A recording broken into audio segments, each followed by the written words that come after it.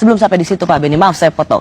Apakah Pak Beni kemudian sadar bahwa Pak Beni ikut menyebarluaskan kebohongan?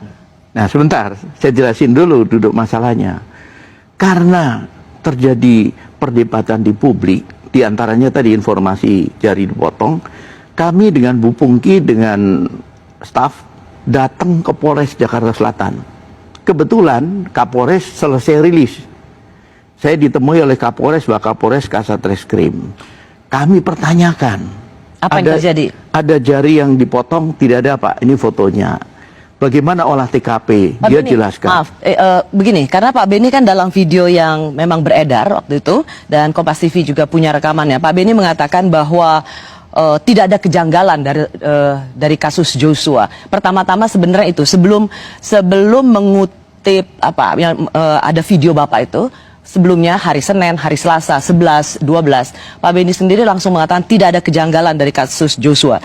Yang ingin saya tanyakan adalah belum apa-apa, Kompolnas dalam hal ini Pak Beni juga mengatakan nggak ada apa-apa, tidak ada kejanggalan dalam kasus ini. Saat satu republik itu merasa ini ada yang janggal Pak Beni. Iya, jadi begini, setelah ramainya di media, saya berusaha.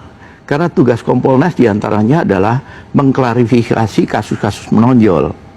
Kami datang ke Kapolres, kami menanyakan bagaimana penanganan kasusnya, kemudian rekonstruksinya bagaimana, siapa yang diundang dari lapor segala macam, sampai akhirnya saya tegaskan lagi. Jadi gimana? Sudah clear, nggak ada masalah. Itu yang Bapak katakan kan? Karena Bapak bilang saya turun langsung. Betul. Mendengar dari tim penyidik Polres Jakarta Selatan, saya merasa perlu turun karena banyaknya silang informasi yang membuat bingung masyarakat hingga saya turun langsung. Betul. Memang kata turun langsung ini seolah-olah Bapak menginvestigasi, turun langsung.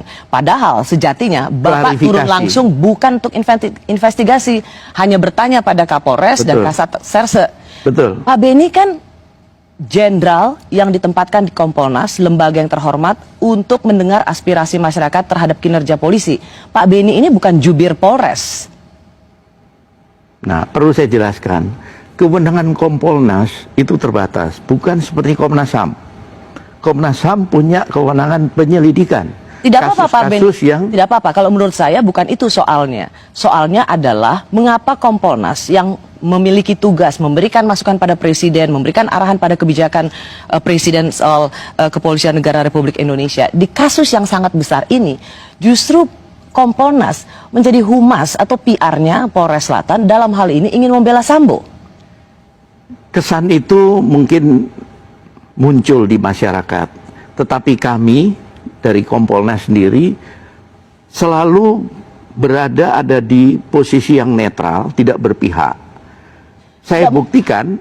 Bagaimana mungkin Bapak mengatakan berada di posisi yang netral, tidak berpihak? Belum apa-apa, apa yang Bapak katakan itu adalah plek ketiplek apa yang menjadi kalimat Kapolres Jakarta Selatan yang terbukti sekarang dimutasi. Sekarang begini, kami itu hanya bisa klarifikasi. Soal jawabannya kemudian bohong, dia dimutasi atau dinonaktifkan.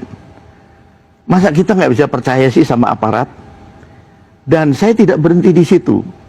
Selesai itu saya datang ke keluarga, ke Jambi. Belum sampai di situ. Harusnya Pak Beni, ketika Bapak menerima klarifikasi dari Polres Jakarta Selatan, Bapak harusnya juga mendengar keluarga korban seperti apa yang terjadi. Ya. Tapi yang Bapak lakukan adalah, sekali lagi yang seperti saya bilang, copy paste apa yang dikatakan oleh Kapolres Jakarta Selatan. Kan Bapak justru membuat citra Kompolnas dan citra kepolisian itu lebih buruk lagi karena Bapak pernah membela tersangka pembunuh.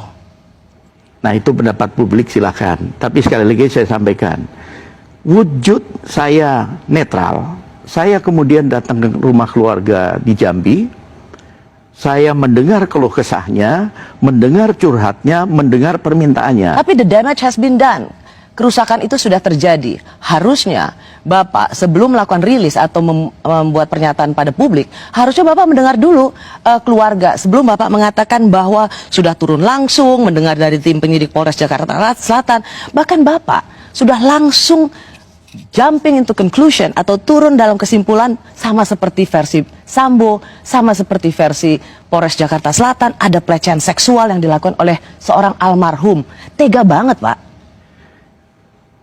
Saya ketika dimintain tanggapan oleh media, tentunya harus merujuk pada sumber resmi. Tidak lewat medsos, tidak lewat hoax.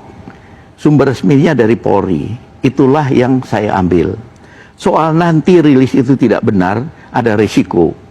Dan ketika saya mengutip ini kemudian saya diserang, itu risiko saya. Oke, berarti selama ini kita sendiri harus bisa tidak perlu percaya pada Kompolnas. Karena Kompolnas hanya ingin menyadur dari sumber resmi yang mana sebenarnya itu adalah kebohongan. Apakah Bapak ingin mengatakan berarti kalau Kompolnas bicara, tidak perlu percaya pada kami? Ya, sekali lagi ini menurut saya kesimpulan sepihak ya.